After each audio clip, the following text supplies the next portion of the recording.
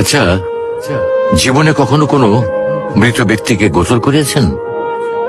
যদি কখনো সুযোগ হয় তাহলে সেই মৃত ব্যক্তিকে গোসল করাবেন। তখন খুব কাছ থেকে দেখবেন মৃত মানুষের দেহটা কতটা অসহায় লাগে, মৃত্যুর পরে মানুষের দেহ কতটা ভয়ের কারণ হয়ে দাঁড়ায়। সুযোগ পেলে রাতে লাশটা পাহারা দেবেন, তখন বুঝতে পারবেন প্রিয় মানুষটার লাশ রাতের বেলায় আপনার কাছে কতটা অদ্ভুত লাগে, কতটা ভয়ের কারণ হয়ে ওঠে, কতটা আতঙ্কের কারণ হয়ে যায়। সুযোগ পেলে মৃত ব্যক্তির শরীরে একটু হাত লাগিয়ে কিছুক্ষণ তার স্পর্শ নেবেন।